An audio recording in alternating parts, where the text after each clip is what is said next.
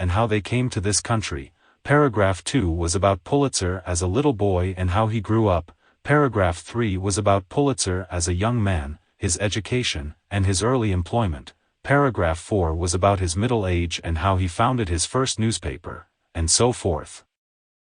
Each major aspect of Joseph Pulitzer's life was contained in a separate paragraph. We copied our biography of Joseph Pulitzer, cut each copy of the biography into 6 one-paragraph sections, and gave every child in each of the 6-person learning groups one paragraph about Pulitzer's life. Thus, each learning group had within it the entire biography of Joseph Pulitzer, but each student had no more than 1/6 of the story. To get the whole picture, each student needed to listen carefully to the other students in the group as they recited. The teacher informed the students that they had a certain amount of time to communicate their knowledge to one another. She also informed them that they would be tested on their knowledge at the end of that time frame. Within a few days, the students learned that none of them could do well without the aid of each person in the group. They learned to respect the fact that each member had a unique and essential contribution to make to their own understanding and subsequent test performance. Now, instead of only one expert, each student was an expert on his or her own segment. Instead of taunting each other, they began encouraging each other, because it was in each student's own best interest to make sure that their classmates were able to communicate their material in the best possible way. It took a few days for this new method to sink in. Cooperative behavior doesn't happen all at once. The students in our experimental group had grown accustomed to competing during all of their years in school. For the first few days, most of them tried to compete against each other, even though competitiveness was dysfunctional. Here's an actual example, typical of the way the children stumbled toward the learning of the cooperative process. In one of our groups there was a Mexican-American boy, whom I will call Carlos. Carlos's task was to report on Joseph Pulitzer's young manhood. He knew the material, but he was nervous and having a hard time. During the previous few weeks, some of the Anglo students had taunted him about his accent, and he was afraid they would do so again. He stammered, hesitated, and fidgeted. Sure enough, the other kids in the circle were unhelpful. Being well versed in the rough-and-tumble tactics of the competitive classroom, they knew what to do when a kid stumbled, especially a kid whom they believed to be stupid. They ridiculed him. A child I'll call Mary said, "Ah, you don't know it, you're dumb, you're stupid. You don't know what you're doing." In our initial experiment, the groups were being loosely monitored by a research assistant who was floating from group to group. When this incident occurred, our assistant made one brief intervention. "Okay, Mary, you can talk to Carlos that way if you want to. It might even be fun for you.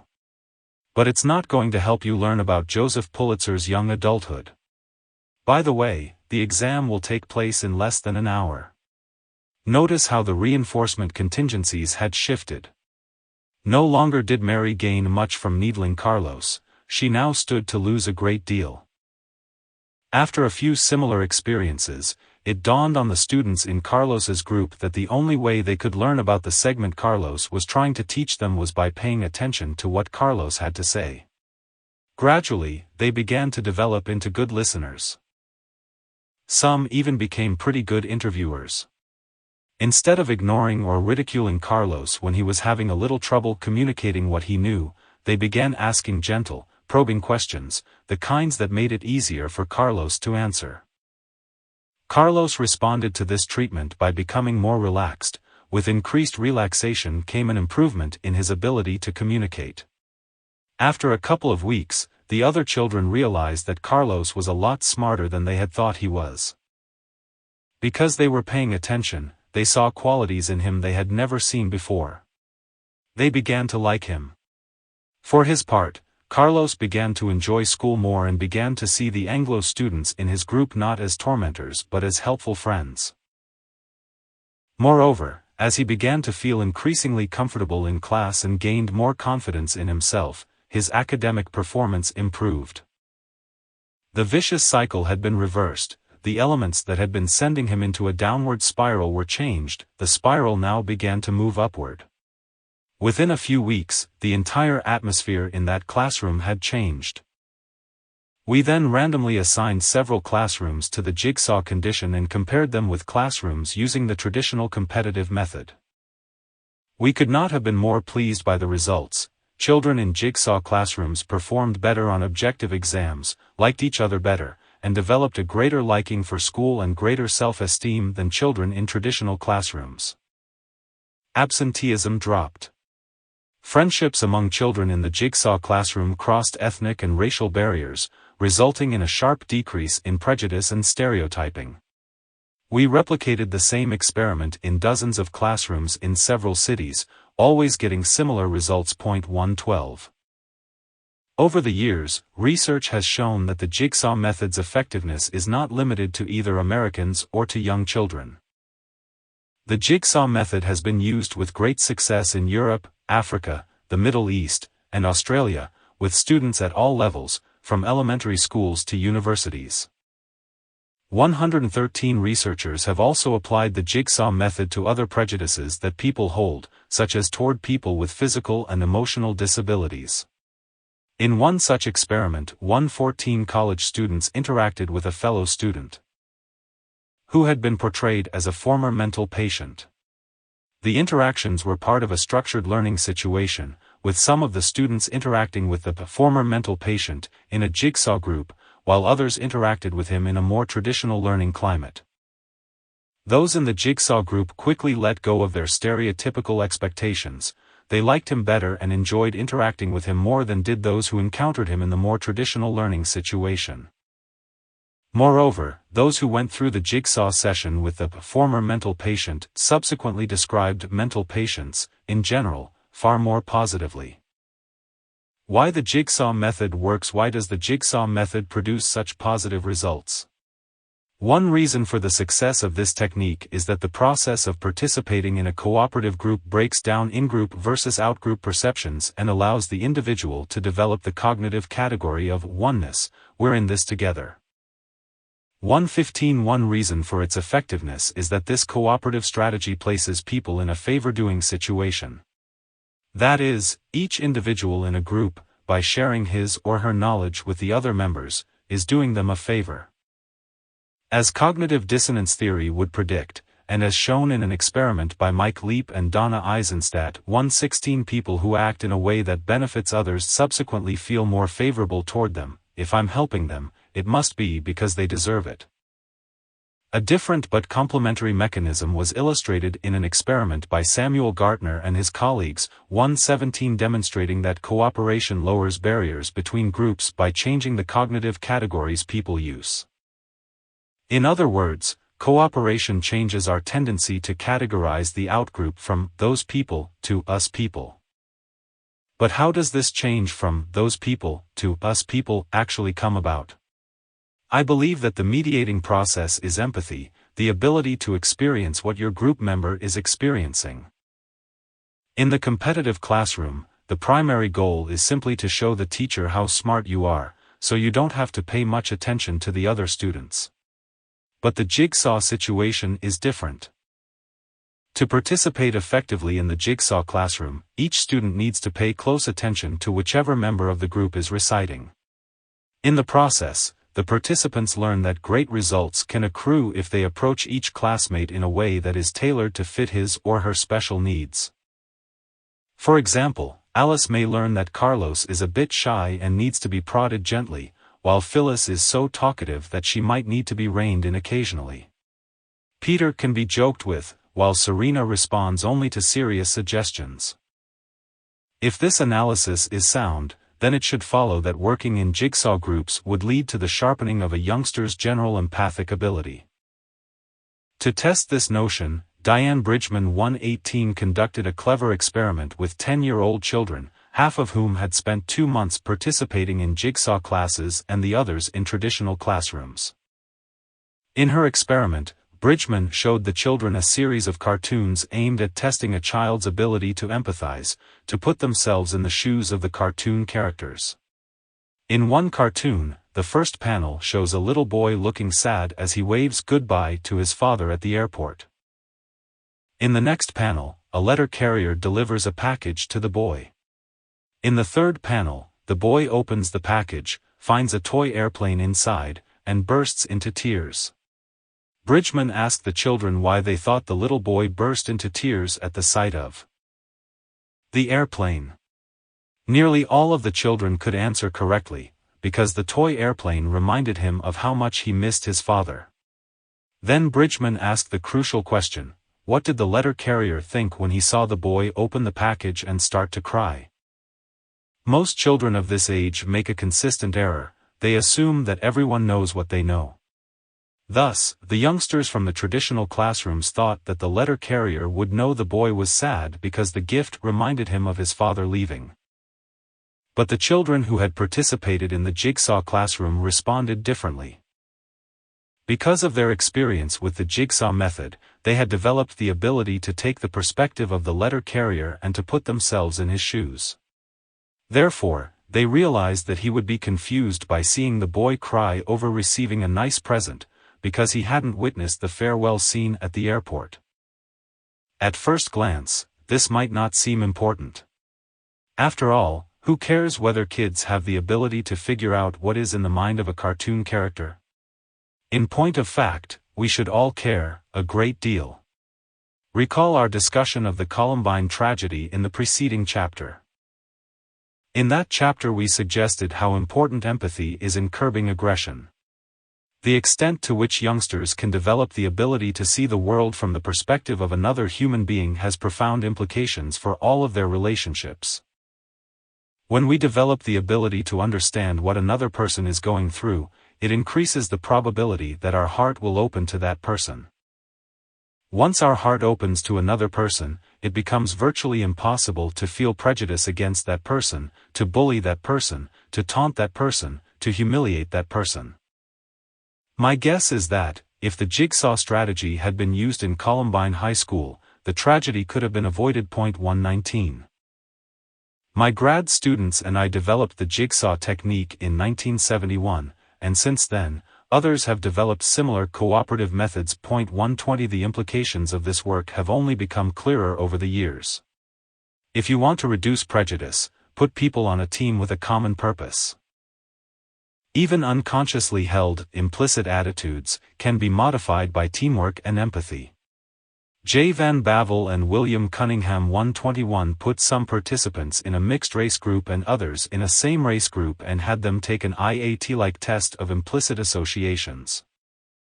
White members of a control group who were simply looking at unaffiliated faces revealed the familiar IAT effect, a racial bias of white is greater than black. But participants assigned to a mixed-race team had more positive automatic evaluations of black in-group members than white out-group members, a preference that was driven by in-group bias more than out-group denigration. And a series of 5 experiments by Andrew Todd and his colleagues 122 showed that having participants engage in perspective-taking, actively contemplating others' experiences, otherwise known as empathy, strongly reduced automatic expressions of racial bias. Together, the striking results described in this chapter have been repeated in thousands of classrooms in all regions of the country. John McConaughey 123, a leading expert on race relations, has called cooperative learning the single most effective practice for improving race relations in desegregated schools. Unfortunately, although most teachers learn about Jigsaw and other forms of cooperative education, these methods are used less frequently than you would expect. Educational systems, like all bureaucracies, tend to resist change, and the standard, competitive classroom structure continues to be the norm. The challenge of diversity. Diversity in a nation, city, neighborhood, or school can be an exciting thing, or a source of turmoil. Desegregation has given us the opportunity to benefit from that diversity. But to maximize those benefits, it is vital for us to learn to relate to one another across racial and ethnic lines in as harmonious a way as possible. It goes without saying that we have a long way to go before achieving anything resembling full harmony in this country. The challenges presented to an ethnically diverse nation have been graphically depicted by the Pulitzer Prize, winning reporter David Shipler 124 who traveled the length and breadth of the United States, interviewing a wide variety of people about their racial feelings and attitudes. His rather bleak conclusion is summed up in the title of his book, A Country of Strangers.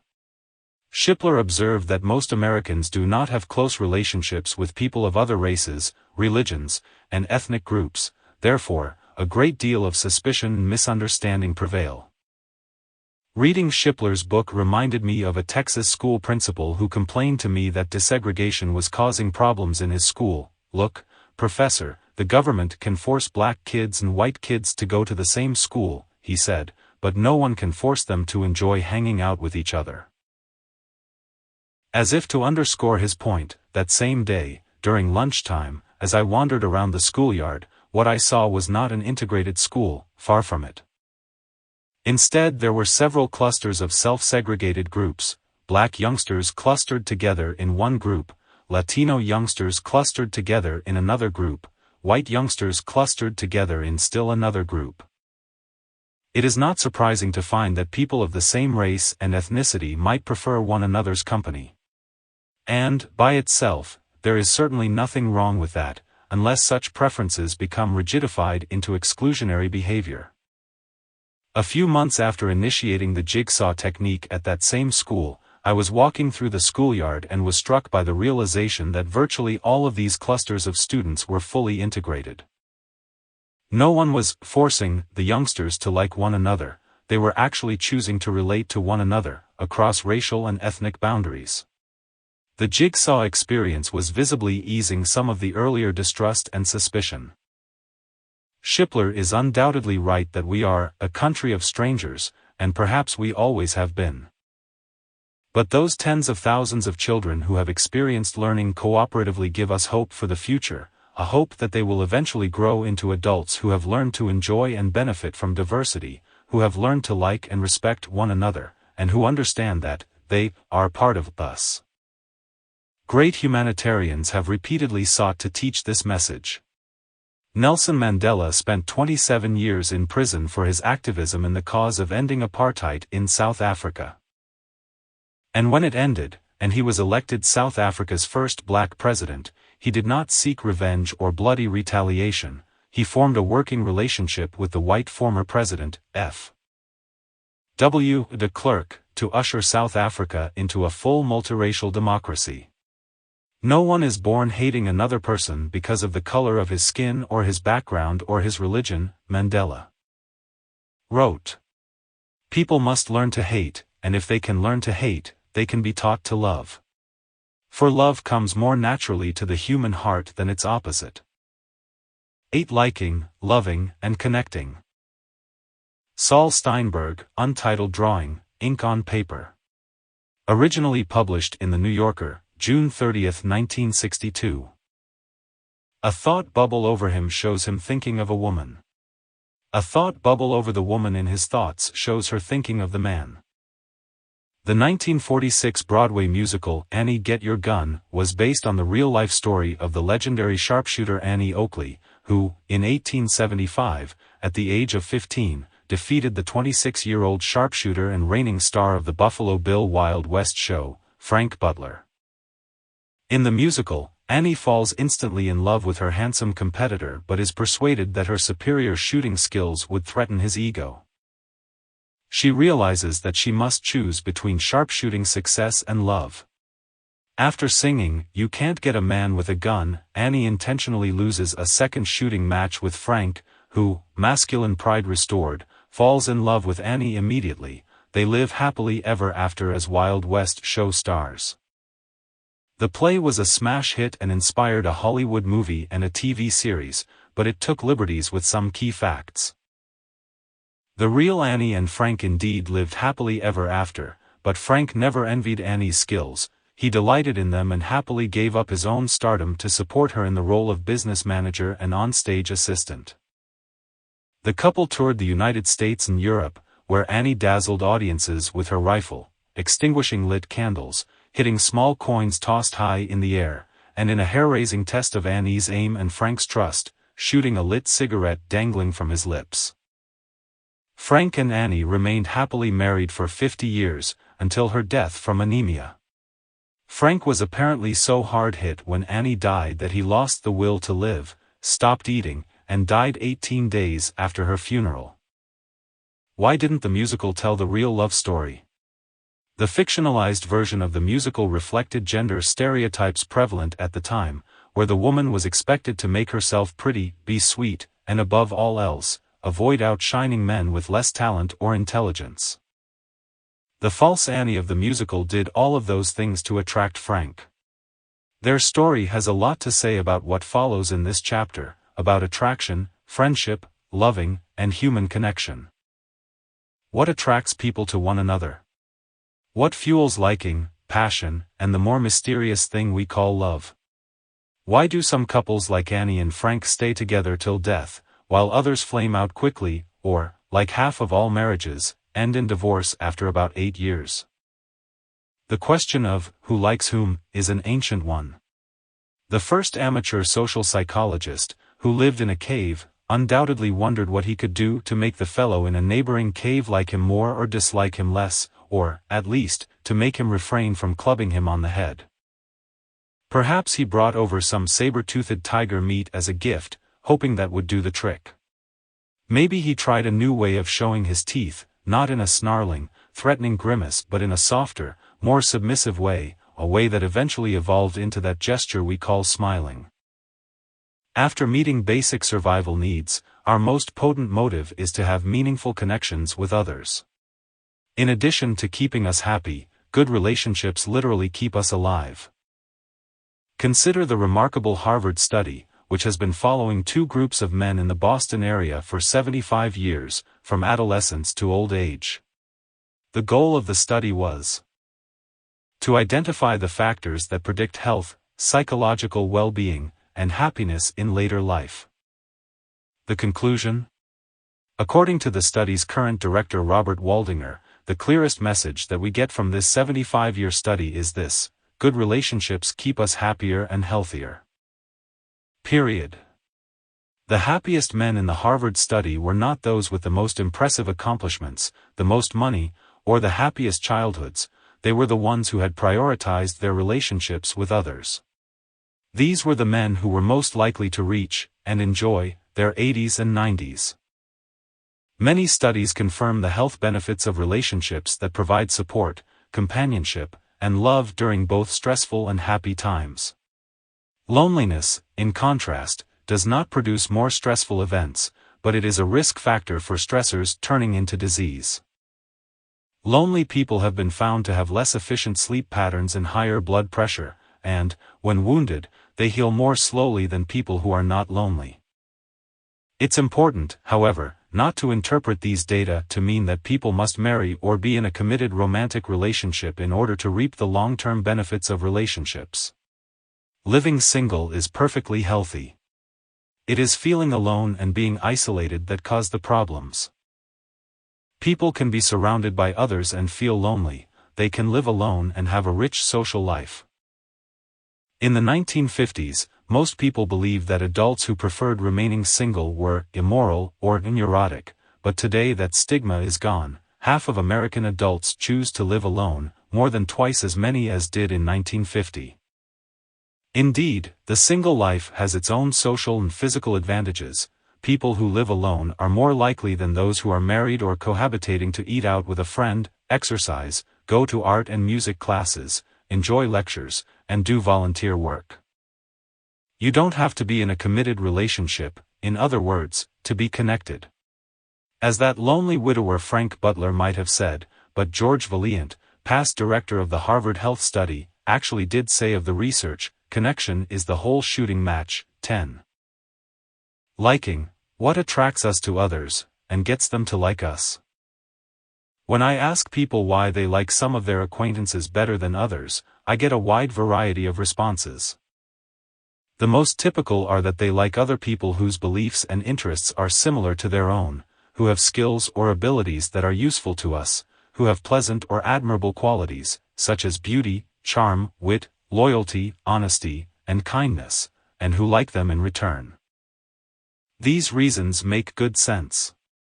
They are also consistent with the advice given by Dale Carnegie 11 in his book with the manipulative title How to Win Friends and Influence People. This recipe book for interpersonal relations seems to have been exactly what people were looking for. First published in 1937, it is still in print and proved to be one of the greatest bestsellers of all time. That's not surprising. People want to belong and feel important. We want to be liked. Polls taken of high school students across the decades 12 indicate that their most important concern is the way others react to them, and their overwhelming desire is for people to like them more. Such concerns may be greatest during adolescence, when the peer group assumes enormous importance, but the desire to be liked is certainly not limited to American adolescents. The search for a single formula to attract others is universal. After all, Dale Carnegie's book was translated into 35 languages and is still read around the globe. Carnegie's advice was simple: if you want people to like you, be pleasant, pretend you like them, feign an interest in things they're interested in, shower them with praise, be agreeable. Don't criticize, and be sure to use their name as often as possible because the average person is more interested in their own name than in all the other names in the world put together. In other words, Carnegie was convinced that most of us are like the fictional Frank Butler: if you want to win our love or influence us, then do whatever you can to make us feel good and avoid doing things that make us feel bad, like defeating us in a sharpshooting contest. Is it true? Are these tactics effective? To a limited extent they are, at least in the early stages of becoming acquainted. Laboratory experiments indicate that we like people with pleasant characteristics more than those with unpleasant characteristics. 13 We like people who agree with us more than people who disagree with us. We like people who like us more than people who dislike us. We like people who cooperate with us more than people who compete with us. We like people who praise us more than people who criticize us. These aspects of attraction can be gathered under one sweeping generalization: we like people whose behavior provides us with maximum reward at minimum cost. 14. Generally speaking, we know we like people who make us feel good in some way, but beyond these rather obvious reasons for liking others. What draws people to one another? John Thibault and Harold Kelly 15 long ago argued that we calculate a person's value as a friend or romantic partner partly by comparing what they bring to us with what we might get from other potential friends or romantic partners.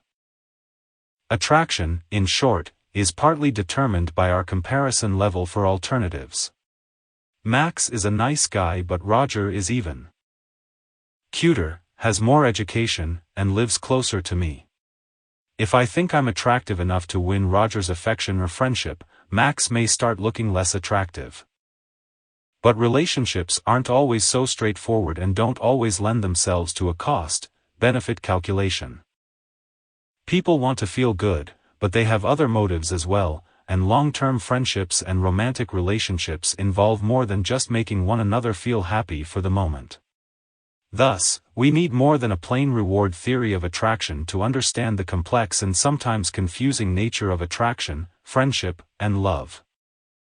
I turn now to 5 consistent factors that have a profound influence on our choice of friends and lovers. We tend to like people who live in close proximity to us, who we think are similar to us, who like us, and who are physically attractive. And to these I will add a relatively recent phenomenon created by our high-tech world, one that profoundly affects whom we like, whom we choose, and whether we stay. It's called the paradox of choice. Proximity: the likelihood that you will find someone attractive and get to know them starts with how close they live to you. What could be more obvious? Asked to name the people that they liked the best, college students who had been randomly assigned to dorm rooms named their next-door neighbors about half the time. 16 It's hard to make friends with people you do not meet, and it is easy to maintain friendships with people close by, so this makes sense: rewards of friendship at little cost. But proximity increases attractiveness for reasons other than ease and availability. Proximity simply makes it likelier that we will have repeated exposure, and, all other things being equal, people become more likable and attractive as they become more familiar. Much like a song we hear over and over again, people grow on us over time. Moreover, as I noted in Chapter 3, people become more attractive to us when we expect to interact with them in the future. When we know we will be stuck with someone for a while, dissonance helps us see their good qualities and ignore or de-emphasize their flaws. Point 17. Proximity has always been a huge factor in marriage. James Broussard 18 analyzed the marriage records in Philadelphia in the 1930s and found that most marriages involved people who lived close by. 1 in 3 marriages were between people who lived within 5 blocks of each other, 1 in 6 lived on the same block, and 1 in 8 were from the same apartment building. Only about 1 in 5 marriages involved partners from different cities. When comedian Aziz Ansari and sociologist Eric Klinenberg 19 ran focus groups in retirement homes in New York City, they were struck by the consistency of where these elderly people had met their life partners. People were marrying people in the same neighborhood, on the same street, and even in the same building, Ansari writes. It seemed a little bizarre. I said, guys, you live in New York City. Did you ever think, oh, maybe there's some people outside my building? Why limit yourself? They just shrugged and said that wasn't what was done. 20. Today as then, the incontrovertible fact is that the people who are geographically nearest to you are most likely to become dearest to you as well. It makes a shambles of the romantic myth that there is one and only one person waiting out there for you to come along. From ancient times to the present, people have been most likely to love and live with those who are in a nearby cave or a nearby home, or who study nearby or work in the same store, office, or factory. Even in this internet age of dating apps, proximity is still the first step toward finding love. You and your one and only would have to have picked the same dating site at the same time, and one of you would have to come across the other one lazy afternoon with enough time and motivation to send out a charming text. Then the other would have to read it and remember to reply amidst a sea of other texts sent by other potential suitors.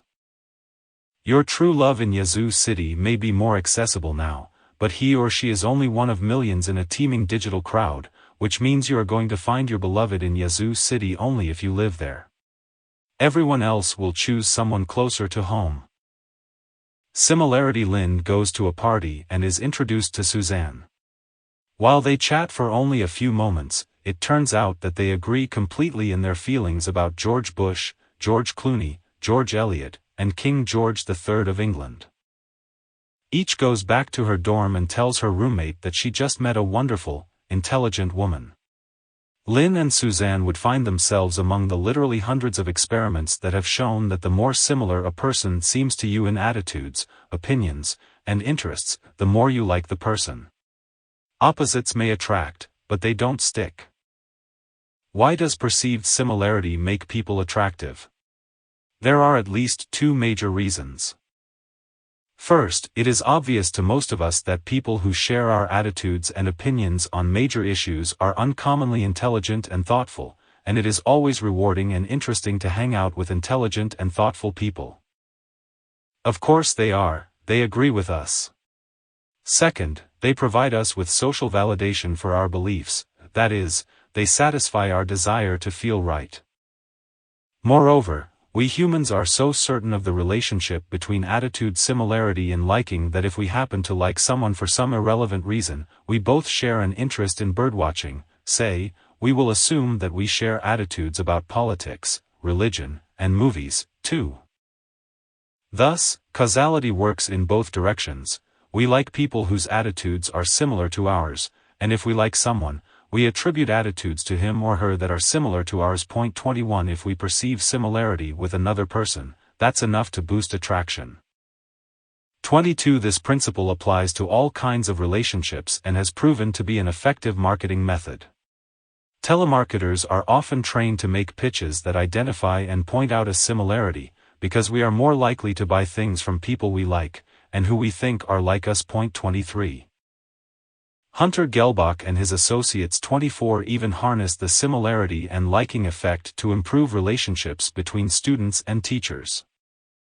Teachers and students in a large high school filled out surveys on a broad range of topics, including their preferences for what they like do in their free time. With the responses in hand, the researchers randomly assigned teachers and students to be made aware of 5 of these similarities. Half of the students learned that their teacher was similar to them those ways, and their teachers were given the same information. This small intervention, learning that you have interests in common, even with that mysterious person of your teacher or your student, increased mutual feelings of liking and respect.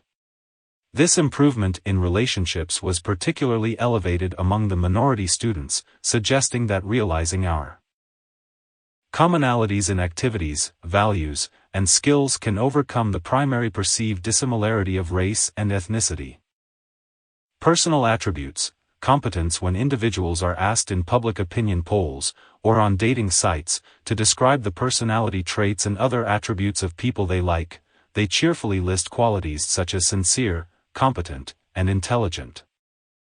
But in studies of this sort, it is difficult to establish the direction of causality. Do we like people who have pleasant attributes, or once we like them, do we convince ourselves that they have pleasant attributes? Chances are that causality flows in both directions.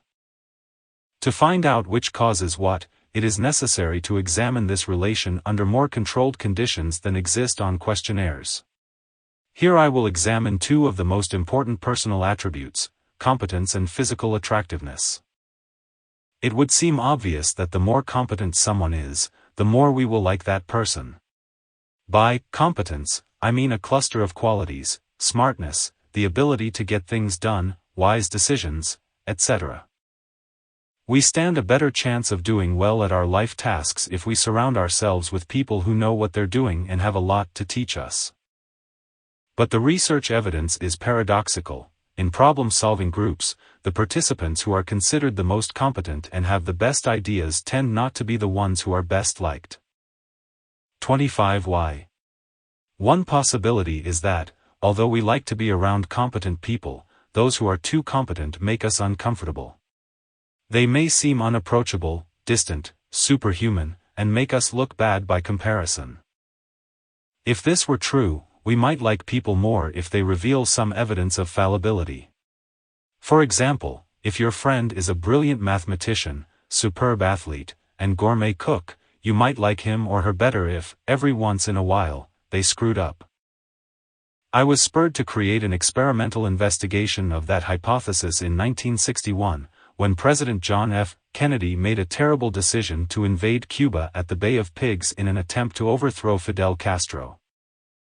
The invasion was such a phenomenal blunder that it was immediately dubbed, and is still commonly known as, the Bay of Pigs fiasco. But instead of JFK's popularity plummeting, it spiked. People liked him more, not less. I wondered why. One possibility is that Kennedy may have been too perfect. In that year, Kennedy was at the height of his attractiveness. He was a character of almost storybook proportions. Indeed, his presidency was referred to as Camelot. He was young, handsome, bright, witty, charming, and athletic. He was a voracious reader, the author of a best-selling book, and a war hero who suffered chronic physical pain without complaining.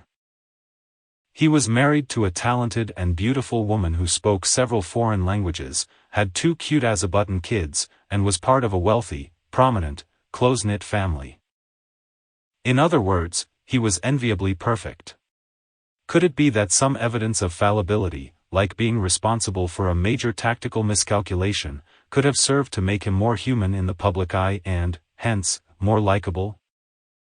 As you know all too well by now, the real world is no place to test such a hypothesis. In the real world, too many things are happening simultaneously, any one of which could have increased Kennedy's popularity. For example, after the fiasco occurred, he did not try to make excuses or to pass the buck, he accepted full responsibility. This action alone could also have done much to make him more attractive in the eyes of the populace. Curious about that jump in JFK's popularity, I tested this question experimentally with my colleagues Ben Willerman and Joanne Floyd. 26 We told our participants, male college students, that we wanted them to evaluate candidates who were trying out for a quiz show in which students represent their college in a Jeopardy-like test of knowledge. Their job was to evaluate the candidates on the impressions they made and how likable they seemed.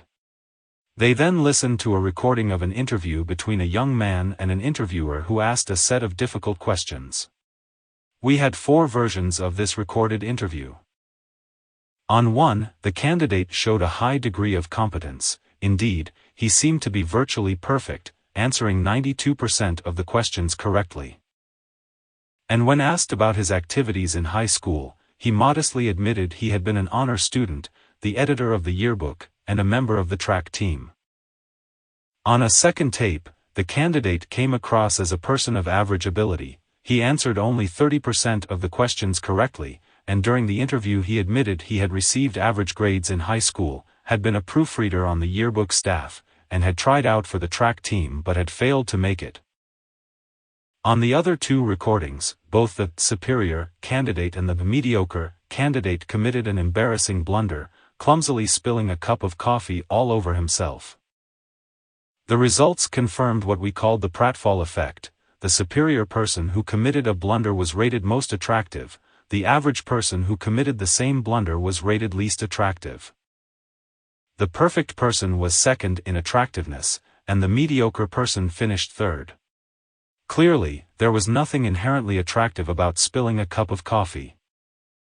Although it did serve to add an endearing dimension to the perfect person, making him more attractive, the same action made the mediocre person appear that much more mediocre and, hence, even less attractive. This experiment gave us evidence to support our contention that, although a high degree of competence does make us more attractive, some evidence of fallibility increases our attractiveness still further. Pratfall effect. A phenomenon in which, even though a person has a high degree of competence, some evidence of fallibility increases his or her attractiveness. This general phenomenon has been extended to longer-term relationships as well. Abraham Tesser 27 found that we derive great satisfaction and self-esteem out of having highly competent friends and relatives. Being close to competent people is rewarding. We can learn from them, bask in their reflected glory, enjoy their success. 28 Yet if they are more competent than we are in areas that matter to us, and therefore make us feel incompetent and inadequate by comparison, their attractiveness will be diminished in our eyes. Tesser's research suggests that siblings, close friends, and romantic partners might have an easier time staying close if they establish different domains of excellence. By giving up his career as a sharpshooter for a career of managing Annie Oakley, the real Frank Butler took a smart step toward ensuring a lifetime of intimacy. No longer her competitor, he could bask in the reflected glory of her competence without being diminished by it. Personal attributes, physical attractiveness. Imagine you've just had a date. It is near the end of the evening, and you are deciding whether you want to go out with this person again. Which of your date's characteristics will weigh most heavily? Warmth, sensitivity, intelligence, compassion? How about good looks? You guessed it. Most people don't want this to be true. We'd prefer to believe that beauty is only skin deep and, therefore, a trivial determinant of liking. Also, it seems so unfair. Why should something like physical attractiveness, which is largely beyond a person's control, matter so much? Although many people believe that attractiveness matters more to men than to women, an analysis of more than 29,000 people found that attractiveness matters equally to both sexes. 29 And in study after study of their actual behavior, college students, as well as the population at large, are overwhelmingly influenced by another person's looks. 30 Many years ago, Elaine Walster and her associates 31 randomly matched incoming students at the University of Minnesota for a blind date. The students previously had been given a battery of personality tests. Which of their many characteristics determined whether they liked each other? Intelligence, masculinity, femininity, dominance, submission, dependence, independence, sensitivity, sincerity. The one determinant of whether a couple liked each other and repeated their date was their physical attractiveness. The very success of Tinder and other dating apps that have dispensed with personality profiles and your ideal mate's qualities shows how quickly and completely we can dismiss another human being on the basis of a snapshot alone. But as the similarity effect might suggest, people tend to pair off at the same levels of attractiveness. In the study by Walster and colleagues, if a handsome man was paired with a beautiful woman, they were most likely to desire to see each other again. Gregory White, 32, studying relatively long-term relationships among young couples at UCLA, found that physical attractiveness mattered, but it was the similarity of the attractiveness of the partners that was crucial in determining whether they stayed together. Many months after the couple started dating, those who were well-matched in physical attractiveness had remained more deeply involved with each other than those who were mismatched. Even beauty's beast eventually reveals his handsome self. Beauty also influences a wide range of attributions that we make about others. Karen Dion and her colleagues 33 showed college students photos of 3 college-age people, one who was attractive, one who had average looks, and one who was unattractive. The participants rated each of the people depicted on 27 different personality traits and predicted their future happiness. By far, the physically attractive people were assigned the most desirable traits and given the greatest prognosis for happiness. This was true whether men were rating men or women, and whether women were rating men or women. Some evolutionary psychologists think that certain aspects of what people consider beautiful are hardwired, reflecting a preference for mates who look healthy and free of disease. 34 But this is a subject of considerable controversy, because the round face and plump body that are gorgeous in Tonga may be considered unattractive in Tallahassee, and the features considered sexy within one racial or ethnic group may be unfamiliar and hence unattractive to members of other groups. Nonetheless, the Western association between beautiful and good starts with childhood experiences and cultural associations. Walt Disney movies and popular cartoons teach children that white heroines like Snow White, Cinderella, Sleeping Beauty, and The Little Mermaid, along with more recent ethnic heroines like Tiana, Pocahontas, Aurora, Mulan, Jasmine, and Moana, and the princes who charm and win them, all have regular features, small noses, big eyes, shapely lips, blemish-free complexions, and slim, athletic bodies. They all look like Barbie and Ken dolls. And how are the wicked stepmothers, stepsisters, giants, trolls, and evil queens depicted? And then there is advertising, the continuous barrage of propaganda aimed at selling the idea that beauty in a bottle will make us desirable, socially successful, and thus happy and whole.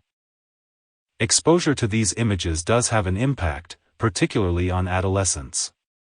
In one experiment, female high school students watched 15 commercials extolling the virtues of beauty preparations. 35 A control group of teenagers watched 15 commercials unrelated to beauty products. Later, all of the young women were asked to rank the relative importance of 10 attributes, including sex appeal, intelligence, a pretty face, and industriousness. The young women who had been shown the beauty ads were more likely than the control group to consider beauty-oriented attributes as being more important than other qualities. Sadly, the beauty bias means that unattractive children pay a price for their looks. Karen Dion 36 asked women to evaluate reports of classroom disturbances, apparently written by a teacher. Attached to each report was a photo of the child who was said to have caused the trouble. In some photos, the child was attractive, in others not so attractive. The women tended to place more blame on the less attractive children and to infer that this incident was typical of their everyday behavior. When the child was pictured as good-looking, however, they tended to excuse the disruptive behavior. As one of the women put it, she plays well with everyone, but like anyone else, a bad day can occur. Her cruelty need not be taken seriously. When an unattractive girl was pictured as the culprit in exactly the same situation, described in exactly the same way, a typical respondent said, "I think the child would be quite bratty and would probably be a problem to teachers. She would probably try to pick a fight with other children her own age." All in all, she would be a real problem. Thus, it seems that we tend to give attractive children the benefit of the doubt. Their misbehaviors are forgivable aberrations, caused by the situation. We don't let less attractive children off the hook so easily. Their misdeeds are attributed to stable, negative personality dispositions.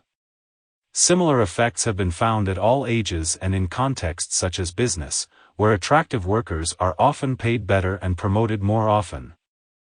37 Beauty imparts power, but there is a downside to good looks. People can be harder on beautiful people who are critical of them. In an experiment I did with Harold Segal, 38, a woman was made to appear either physically attractive or unattractive, with unflattering clothes and an ugly wig, and then interview several college men. Afterward, she gave each student her own clinical evaluation of him. Half of the students received highly favorable evaluations and half received unfavorable evaluations. When the evaluator was unattractive, the men didn't seem to care much whether they received a good evaluation or a poor one from her. In both situations, they liked her a fair amount. When she was beautiful, however, they liked her a lot when she gave them a favorable evaluation, but when she had criticized them, they disliked her more than in any of the other conditions. Taking all of this research into consideration, we must face the fact that beauty is more than skin deep. We like beautiful people more, we treat them more favorably, and we think they are warmer, sexier, and more exciting than homely people. Moreover, in ambiguous situations where it's not certain who is to blame for an unfortunate event, we tend to give them the benefit of the doubt. This pro-beauty bias begins at a very young age, and, unfortunately, over time it can generate a self-fulfilling prophecy, as Mark Snyder, Elizabeth Decker-Tank, and Ellen Burstchild showed in a classic experiment. 39 Put yourself in the place of a typical male undergraduate in their study. You have volunteered to participate in an investigation of how people become acquainted with each other, and you have been paired with a female student who is located in another room. Ostensibly because the two of you are assigned to the no nonverbal communication condition of the study. Though you haven't seen your partner, you have been given a packet of information that contains her photo. When you proceed to have a conversation with her over an intercom, do you think the physical attractiveness of the woman in the photo will influence your impressions of her? As you might suspect, the photo did not depict the participant's actual partner. For half of them, it pictured a very attractive woman, for the others, it pictured a relatively unattractive woman. The men who thought they were talking with a beautiful woman rated her as more poised, humorous, and socially adept than did those who thought they were talking with a less attractive woman. So far, just what we would expect. But what was startling was that when independent observers listened to a tape recording of only the woman's half of the conversation, they were far more impressed by the woman whose male partner thought she was physically attractive. That means that when the male partner thought he was talking to a beautiful woman, he spoke to her in a way that brought out her best qualities. When the independent observers listened to her conversation, they rated her as being more attractive, more confident, more animated, and warmer than the woman whose partner thought her to be less beautiful. This study illuminates a dramatic and touching example of the self-fulfilling prophecy. Whether or not a person is physically beautiful, treating them as if they are attractive brings out those desirable qualities. I want to emphasize that this discussion of beauty has focused on visual beauty. Our perceptual mechanisms exercise a terribly conservative influence on our feelings and behavior, and the way we determine who is generally attractive. But there are other kinds of beauty. In the 1960s and 1970s, when sensitivity training groups were at the height of their popularity, many people volunteered to engage in non-visual sensory experiences. In one group that I led, 50 people were told to close their eyes and wander around the room, becoming acquainted with each other solely through the sense of touch and by talking to one another. After participating in this exercise, group members typically reported that their prior stereotypes had been shattered. You can't think of other people as being homely if you can't see them, and you can't therefore assume they have the traits that homely people allegedly do. When participants subsequently opened their eyes, they were frequently astonished to learn that, for example, the funny-looking guy with the big nose and pimples standing in front of them was the very same person who, 5 minutes ago had impressed them as an incredibly warm, gentle, sensitive human being. It was an experience that many of the participants never forgot. In so many of our judgments, our hearts follow our eyes. But our eyes can also follow our hearts, over time. Many of us have known the experience of finding a person more beautiful as our liking for them increases, not simply averaging their looks and other qualities into an overall evaluation, but rather, seeing them as being beautiful because our feelings for them have intensified. 40. The reverse happens too. People we think of as handsome or gorgeous become less beautiful as we get to know and dislike their annoying personalities or obnoxious beliefs. What is beautiful is good, but what is good becomes beautiful. 41. Social neuroscientist John Freeman 42 points out that we bring a tremendous amount of psychological baggage to our perception of faces. If we evaluate potential mates mainly with our eyes, as we do on Tinder, we're apt to miss out on some potentially wonderful people, whose beauty requires more than a quick glance to appreciate. That was surely true for Frank Butler. Annie Oakley was no beauty, but it wasn't her looks that won his heart for life. Being liked. One of the strongest determinants of whether we will like someone is the belief that someone likes us. How does this work? Imagine that you and I are having a brief, rather uneventful conversation at a party after a mutual friend introduced us. A few days later, you run into our friend on campus, and she informs you that, following the party, I had some very complimentary things to say about you. How do you suppose you might act the next time you and I happen to meet?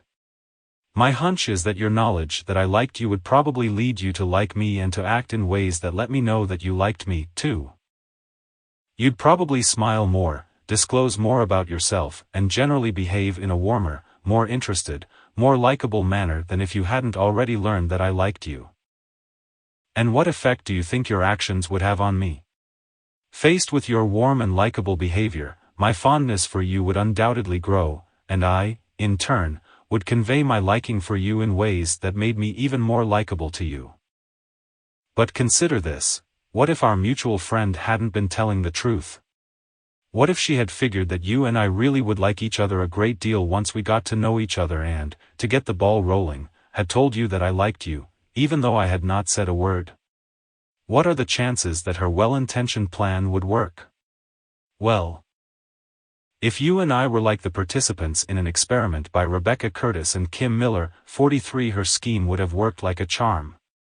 These researchers led some people to believe that another person liked them and led others to believe that that same person disliked them. In a subsequent interaction, those individuals who thought they were liked behaved in more likable ways, they disclosed more about themselves, disagreed less, and generally behaved in a warmer, more pleasant manner toward the other person than did those individuals who thought they were disliked. Moreover, the people who believed they were liked were, in fact, subsequently liked by the other person, while those who believed they were disliked by the other person. Another self-fulfilling prophecy in action. Our beliefs, whether right or wrong, play a potent role in shaping reality. And so, being liked makes the heart grow fonder. Furthermore, the greater our insecurity and self-doubt, the fonder we will grow of the person who likes us. In a fascinating experiment by Elaine Walster, 44 female college students, while waiting to receive the results of personality tests, were approached by a smooth, good-looking young man who was an accomplice of the experimenter. He struck up a conversation with each student, indicated he liked her, and proceeded to make a date.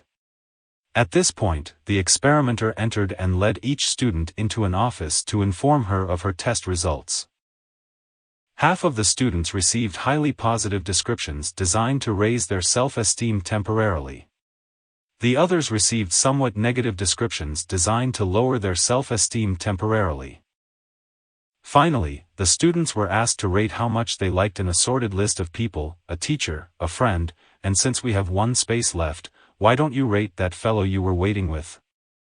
The students who had received unfavorable feedback liked their male admirer more than did those who received favorable feedback. In short, we like to be liked, and the more insecure we feel, the more we like someone who likes us. One implication of this experiment is that people who are secure about themselves are less needy, that is, they are less likely to accept overtures from just anyone who comes along. Just as a starving person will accept almost any kind of food and a well-fed person can afford to turn down an offer of a soggy cheese sandwich, an insecure person will accept almost anyone who expresses interest, while a secure person will be more selective. Moreover, a person who feels insecure may even seek out a less attractive person to diminish the possibility of being rejected. This idea was tested in an experiment by Sarah Kiesler and Roberta Barral, 45, who led male college students to believe they had done either very well or very poorly on a test of intellectual achievement. They then took a break, and the experimenter joined the student for a cup of coffee. As they entered the coffee shop, the experimenter recognized a female student seated alone at a table, joined her, and introduced the male participant. Of course, the female student was a Confederate, intentionally planted there. Half of the time, the Confederate was made up to look attractive, the other half of the time, she was made to look quite plain. The investigators observed the degree of romantic interest displayed by the male participants, whether they asked to see her again, offered to pay for her coffee, asked for her phone number, or tried to get her to stay longer. Those who felt secure about themselves showed more romantic interest toward the attractive woman. Those induced to feel insecure showed more romantic interest toward the unattractive woman. While insecurity certainly increases our desire to connect with whomever we expect will have us, in the context of dating we tend to be more romantically attracted to those who seem to like us exclusively, just me, not all those other thousands waiting for a swipe right. Those who seem to like everyone appear to be less discerning with their affections and therefore aren't nearly as desirable as those who are more choosy. This phenomenon was investigated in an experiment by Paul Eastwick and Eli Finkel, 46, in which a group of young men and women took part in a speed dating session involving multiple quick dates. Afterward, they were asked to evaluate each date for desirability, attractiveness, chemistry, whether they'd agree to another date, and, most interesting, perceived selectivity, how many other people they expected their date to have said yes to.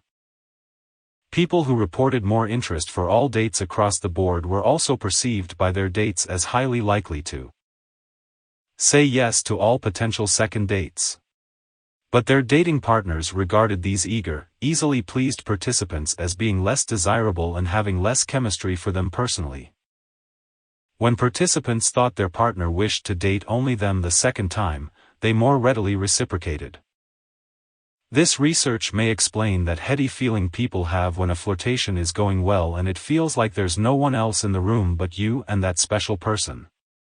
It is an exciting, uplifting, and esteem-building sensation, far more so than watching that special person come on to every other person in the room before finally getting to you. The paradox of choice. So now you have found Mr. or Ms. Right, someone who lives right near you, who shares many of your values and beliefs, who likes you, and only you, a lot, and who is great looking. Now what? Do you say, I've found my life partner? Grab this chance while you can, or do you say, wait, is this really the best person for me? Maybe someone better is just down the block. The modern world has expanded our range of choices in every realm of life. Once there was one brand and style of blue jeans, Levi's, that either fit your body well or did not. Now there are countless brands, each with several options, like boot cut, straight leg, slim fit, relaxed fit, high waist, low waist, or ripped.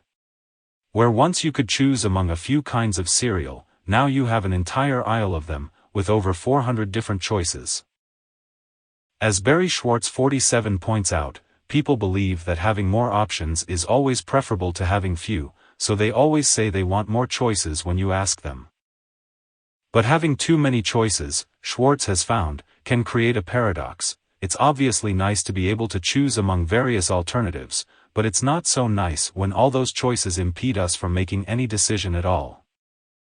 If we look long enough, we think, we can always find a perfect pair of jeans, cereal, school, job, or partner. Our expectations for perfection have risen as our options have multiplied, which means we are often left wondering if we might have done better if we had looked longer. Schwartz argues that, as a result, we become pickier, less happy with our eventual choices, and exhausted by having to weigh and evaluate so many options in the quest for perfection that we know is out there if only we look long enough. Sometimes we are simply paralyzed by the number of options and do nothing at all. In one of the first demonstrations of the paradox of choice, Sheena Iyengar and her associates 48 went into a supermarket and set up a table with free samples of jams. At regular intervals, they switched from offering a selection of 24 jams to a selection of 6. The array of 24 choices was impressively alluring. 60% of the passers-by stopped, compared with only 20% who came to the table when it had only 6 jams. Regardless of the number of jams on the table, the typical shopper who stopped tasted 2 samples. After tasting them, shoppers were given 1 coupon good for $1 off 1 jar. The question was, who would buy jam? Although more choices drew more shoppers to the table, only 3% of those with the wide array of choices ended up buying any of the jars. Fully 30% of those with the narrow array of choices left the store with a jar of jam. Like our grandparents, Annie Oakley did not have the luxury of much choice in jeans, jams, or romantic prospects.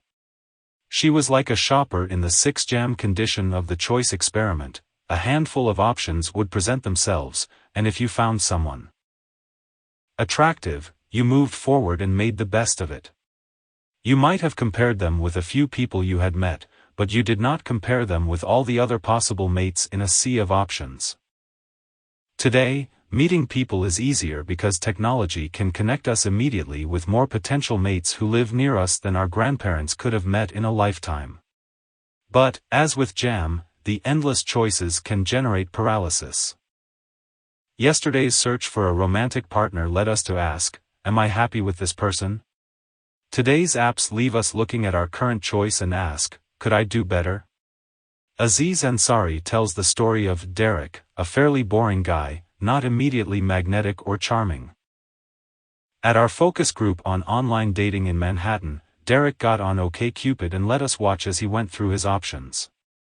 The first woman he clicked on was very beautiful, with a witty profile page, a good job, and lots of shared interests, including a love of sports. After looking the page over for a minute or so, Derek said, well, she looks okay. I'm just gonna keep looking for a while. I asked what was wrong, and he replied, she likes the Red Sox. I was completely shocked. I couldn't believe how quickly he had moved on. Imagine the Derek of 20 years ago, finding out that this beautiful, charming woman was a real possibility for a date. If she were at a bar and smiled at him, Derek of 1993 would have melted. He wouldn't have walked up and said, oh, wait, you like the Red Sox? No thank you, before putting his hand in her face and turning away. But Derek of 2013 simply clicked an X on a web browser tab and deleted her without thinking twice. Watching him comb through those profiles, it became clear that online, every bozo could now be a stud. 49. As Barry Schwartz succinctly concludes, this is a recipe for misery. In study after study, Schwartz and others find that the kind of mindset produced by an abundance of choice leads people to be less happy with the choices they finally make, even if by objective standards their choices match what they say they want and need from a relationship or career. 50.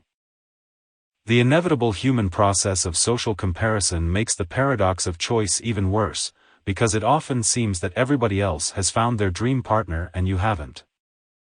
Ansari tells of going to a friend's wedding and listening to the couple say the most remarkable, loving things about each other.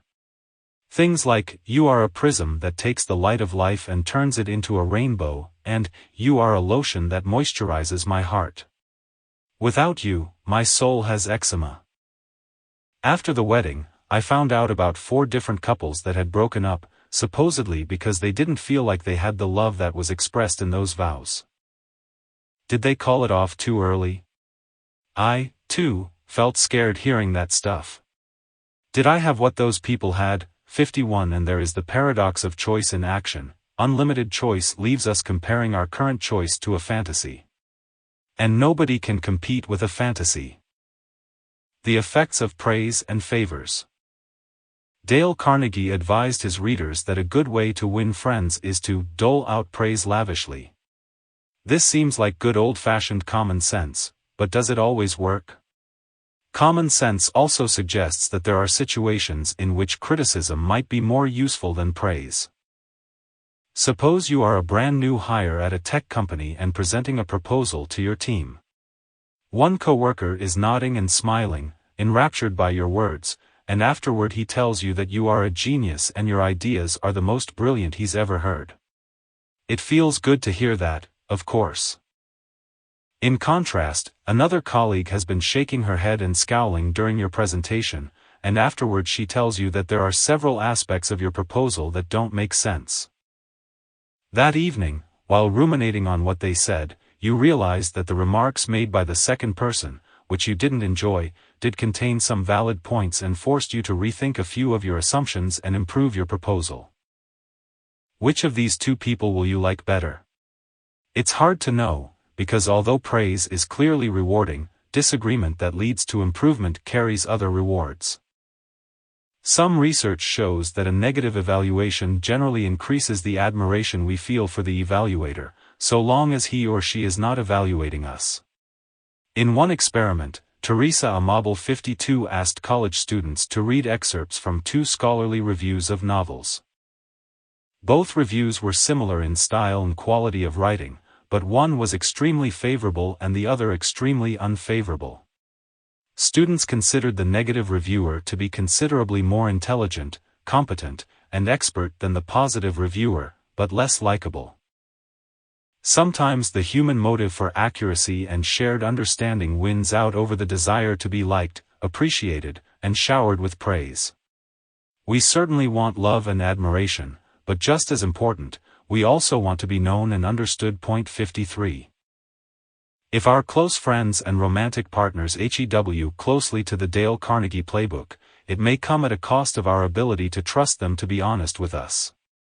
If their praise is dissonant with whom we think we are, we may figure they don't really know us, or we may grow suspicious that they are trying to manipulate us. Perceptions of the reason for praise, therefore, influence how we will respond to the person praising us. Jason Lawrence and his associates 54 had black female college students take a difficult test. Half of the time, the white woman who evaluated the test simply wrote the number correct on the test, but for the other half, she added the words, "Great job." Although the praise made the students feel good about their performance, they appeared wary of the evaluator who doled out the praise, rating her as significantly less polite than her counterpart who merely recorded the score. Adding "great job" suggested to them that their evaluator was surprised by their high performance, perhaps reflecting racial bias. The praise functioned as a reward in one sense, but it also seemed to undermine the test takers' trust in their evaluator. As you can see, people like to be praised and tend to like the person who is complimenting them, but they also dislike being deceived or condescended to. If the praise is too lavish, if it suggests surprise, or if it seems that the praiser is being ingratiating for an ulterior motive, then praise can backfire. In an experiment by Edward Jones, 55 participants liked the evaluators who praised them more than those who were negative, but there was a sharp drop in their liking for the evaluators whose praise came with a possible ulterior motive. Thus the old adage, "flattery will get you nowhere," is wrong. As Jones put it, flattery will get you somewhere, but not everywhere. Favors, like praise, can be considered rewards, and we tend to like people who do us favors, but, as with praise, not if we think those favors come with strings attached. Such strings constitute a threat to the freedom of the receiver. 56 people do not necessarily like gifts if they feel obligated to give something back, and they do not like to receive favors from individuals who are in a position to benefit from them. If you were a teacher, you might enjoy receiving gifts from your students if you felt they did so out of respect or affection or fun, but you will probably feel uncomfortable if a borderline student presented you with an expensive gift just before you were about to grade his or her term paper.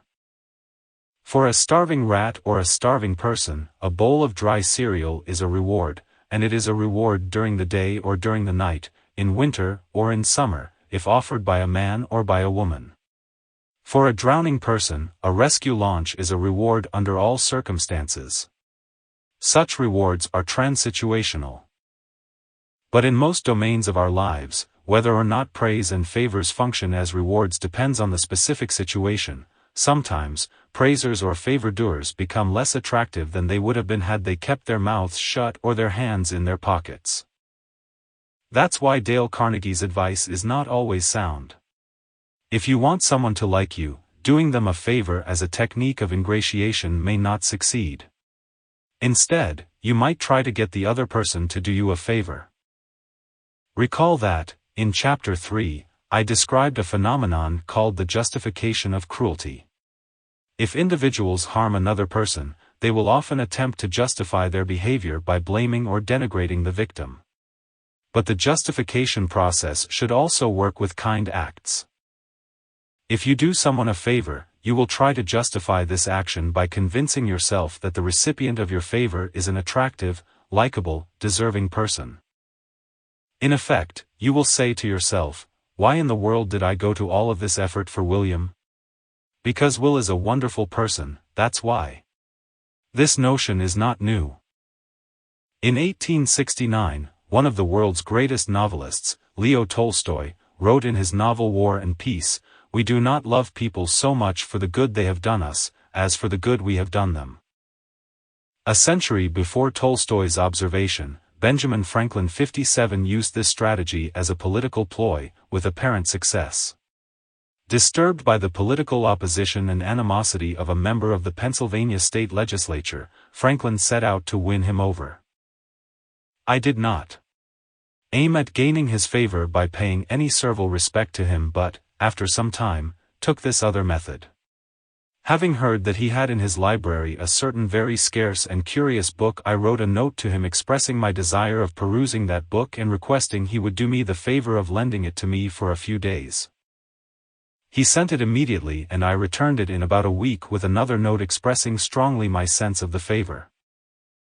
When we next met in the house he spoke to me, and with great civility, and he ever after manifested a readiness to serve me on all occasions, so that we became great friends and our friendship continued to his death. This is another instance of the truth of an old maxim I had learned, which says, "He that has once done you a kindness will be more ready to do you another than he whom you yourself have obliged." Benjamin Franklin was obviously pleased with the success of his maneuver, but scientists would not be totally convinced, because it is not clear whether his success was because of his get-them-to-do-you-a-favor strategy or to any one of the many charming aspects of his personality. To know the reason, a well-controlled experiment is necessary. Some 230 years after Franklin borrowed the book, John Jecker and David Landy 58 conducted just such an experiment. Students completed a task that enabled them to win a substantial sum of money. After the experiment was over, some participants were approached by the experimenter, who explained that he was using his own funds for the experiment and was running short, which would mean he might be forced to stop the experiment. He asked, "As a special favor to me, would you mind returning the money you won?" Another group of participants was approached by the departmental secretary, who asked them if they would return the money as a special favor to the psychology department's research fund, which was running low. The remaining participants were not asked to return their winnings. Finally, all of the participants filled out a questionnaire, which included an opportunity to state their feelings about the experimenter. Those who had been cajoled into doing a special favor for him liked him best. Having done him a favor, they were motivated to see him as a decent, deserving fellow, worthy of their sacrifice. The gain-loss theory of attraction. Imagine that you've met your OkCupid contact at a bar and you like each other.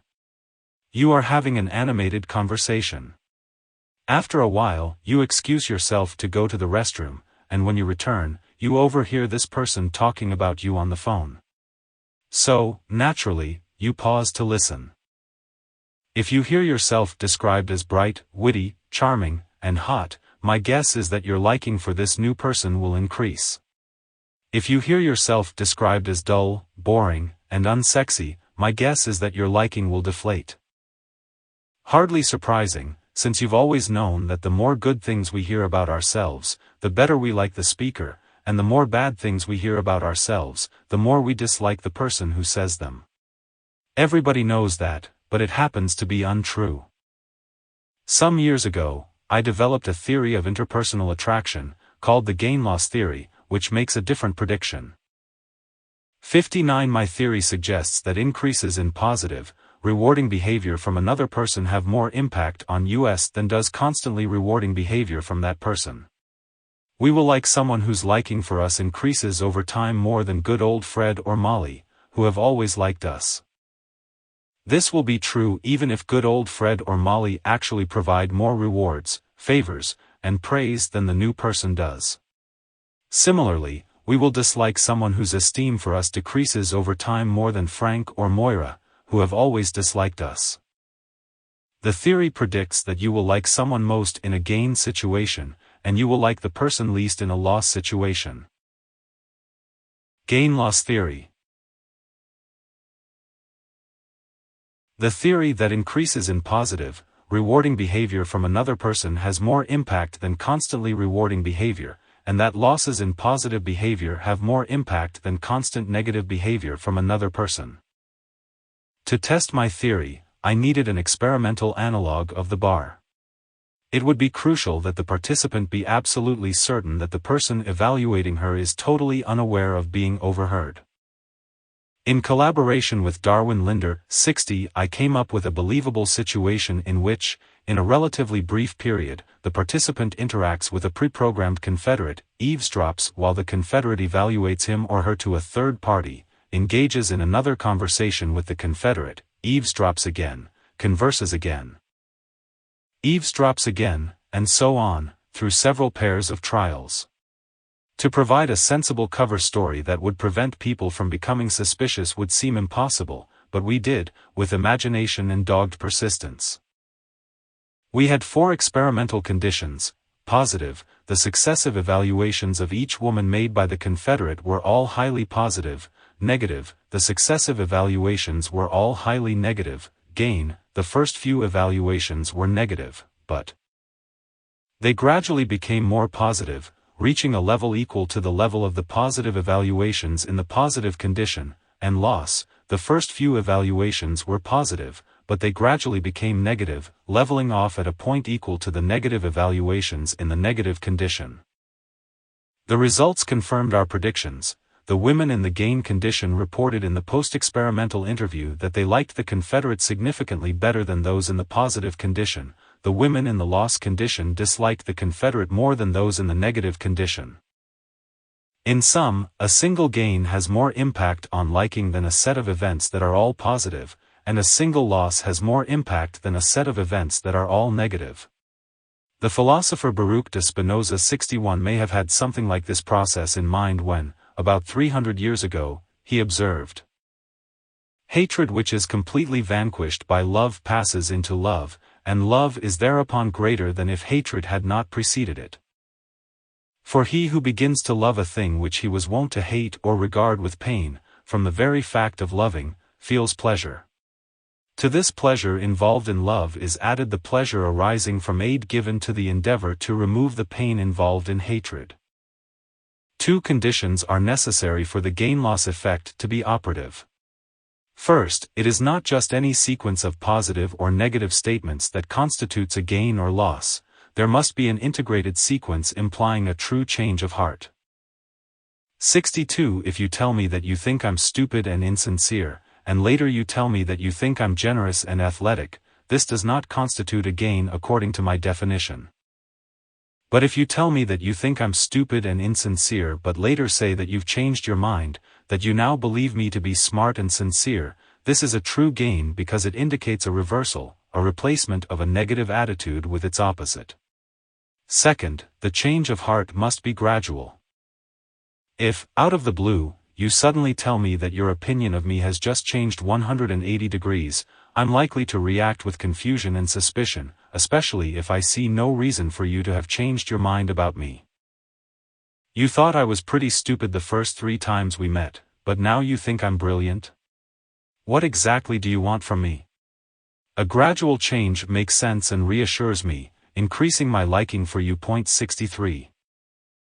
I would never have imagined that gain-loss theory would end up being used as a seduction technique, but it has.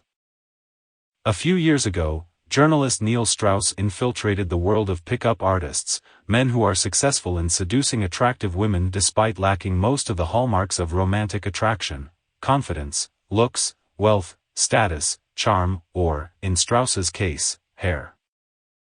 In his book The Game, he detailed the tricks that induce women to overlook these deficits and say yes to men they aren't immediately attracted to.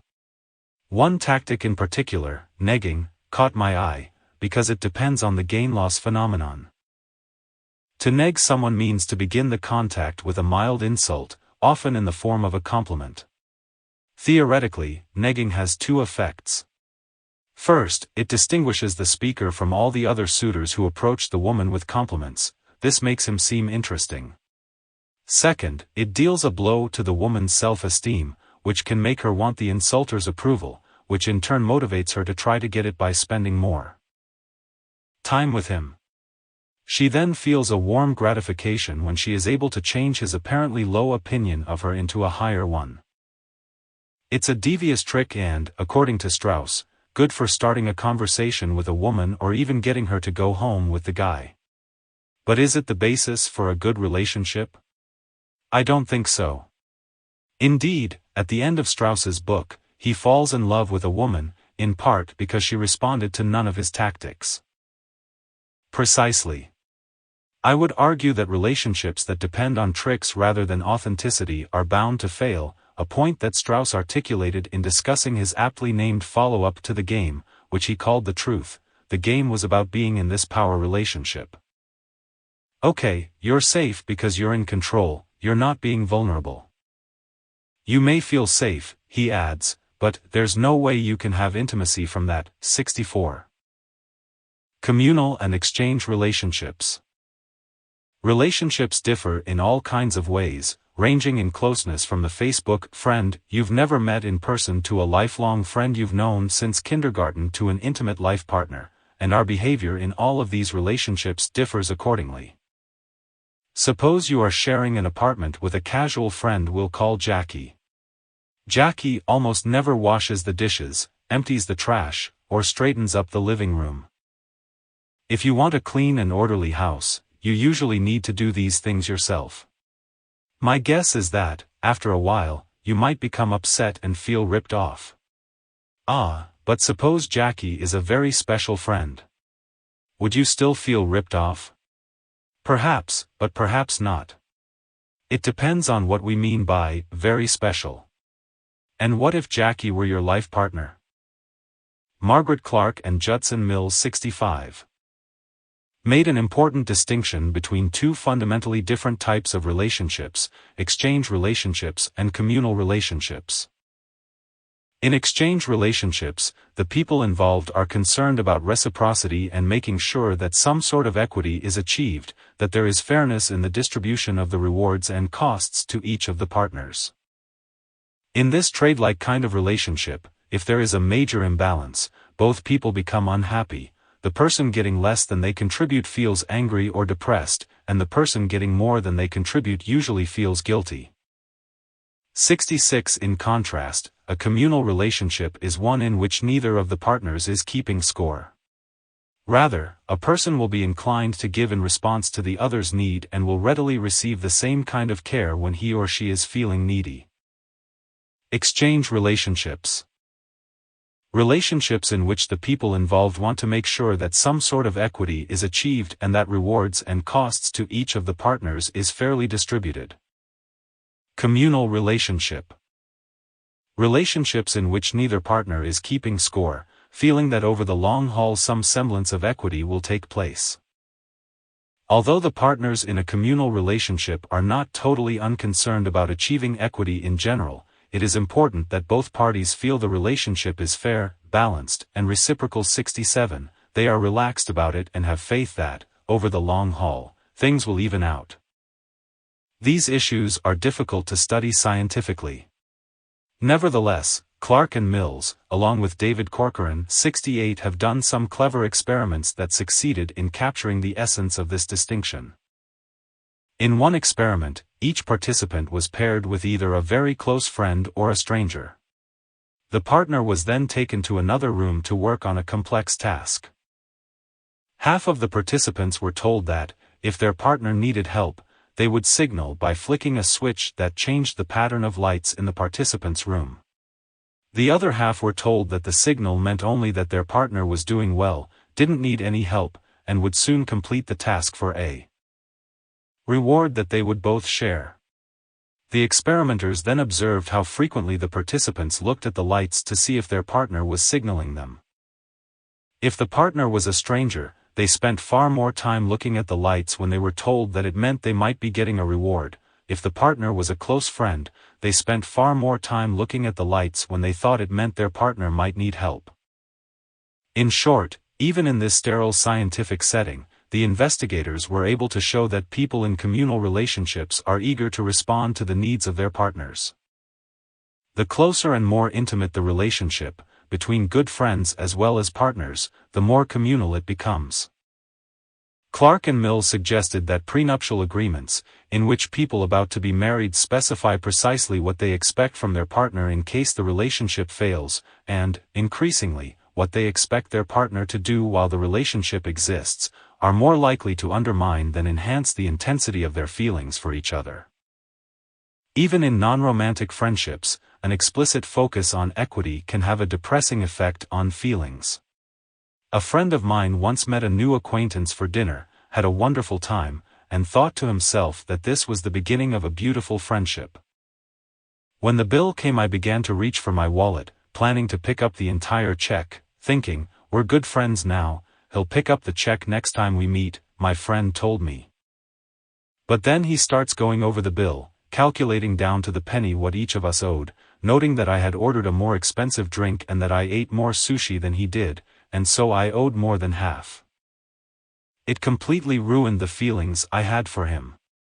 Someone who counts every little thing they give and every little thing they get back is telling the other person that they want an exchange relationship rather than a communal one. Love, what is it and how does it happen? Given all of the factors we have considered in what draws people together, let's turn now to that complex and delicious experience we call love. Given that liking and loving share some of the same major antecedents, does this mean that love is simply a more intense version of liking? Isn't there something special about love?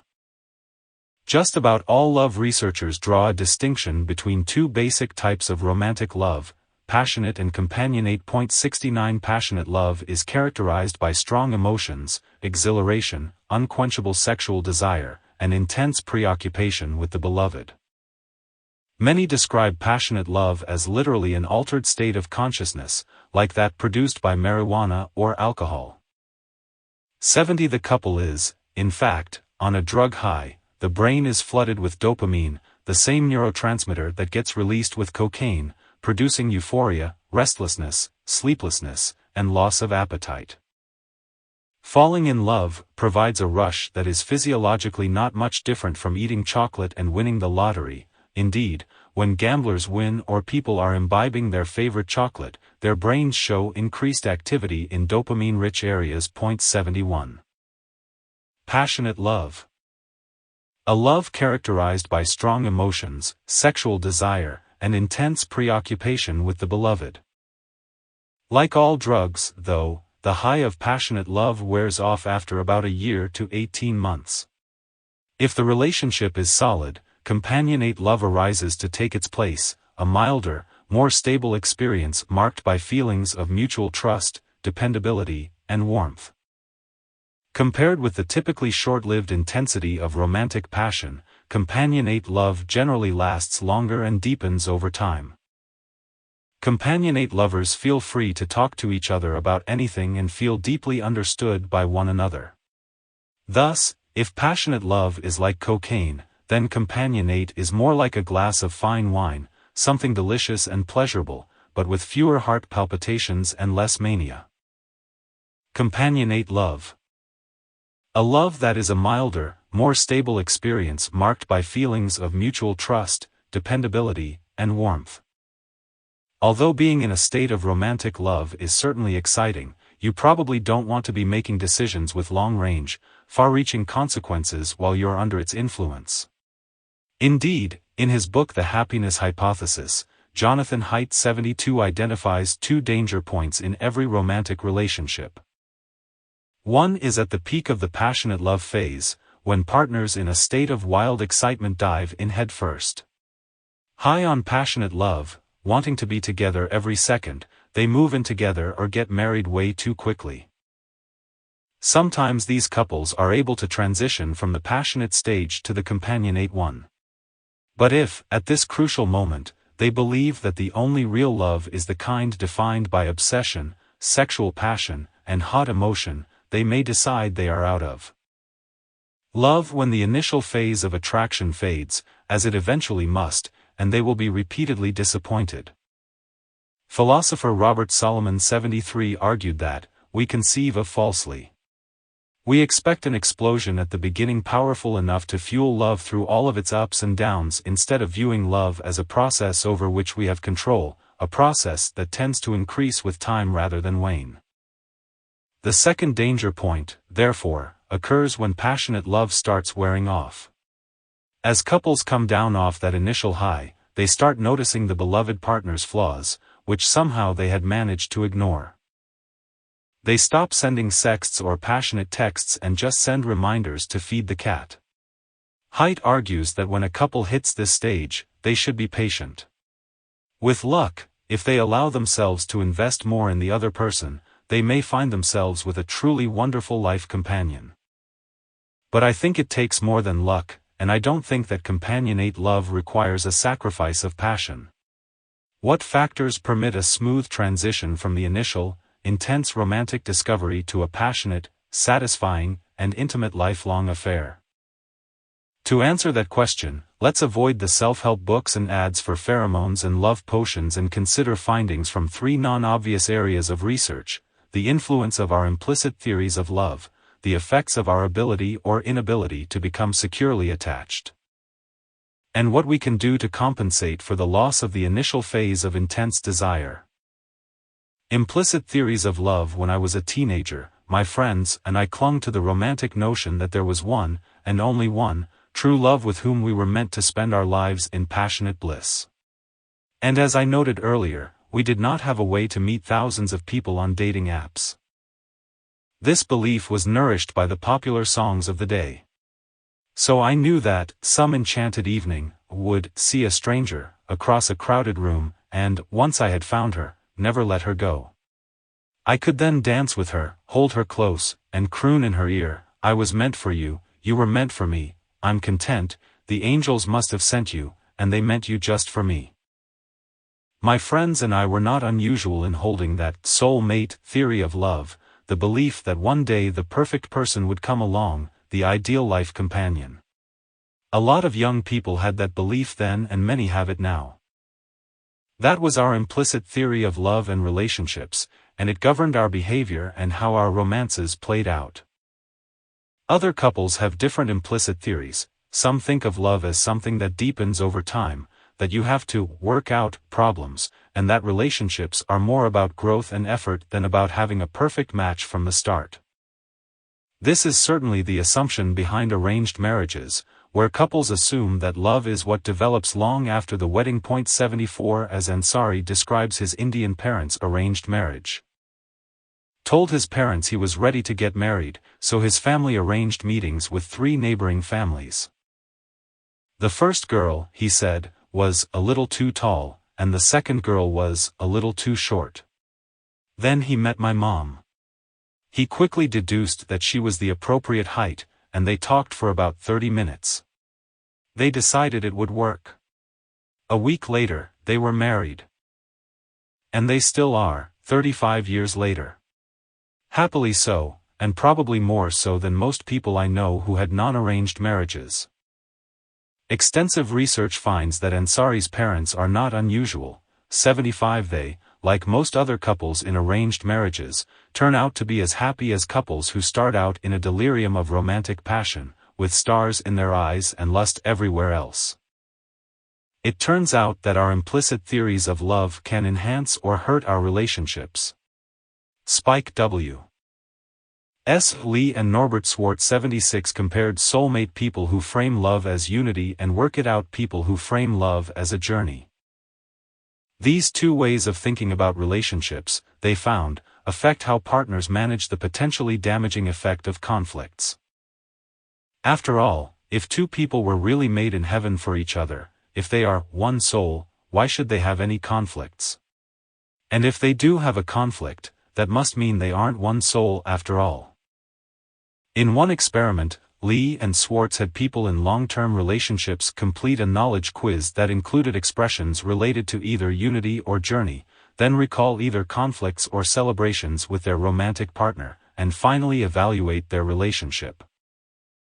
As predicted, recalling conflicts led those holding a unity frame of mind to feel less satisfied with their relationship, but for people who saw themselves on a journey together, conflicts did not affect their level of satisfaction.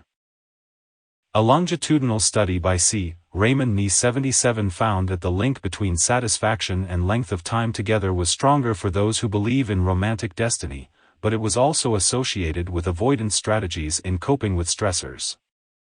Destiny relationships are happiest on smooth seas, but when a storm rises up, their love boat founders. These couples find it difficult to remain satisfied in the relationship when, as inevitably happens, their partner no longer meets their ideal standards.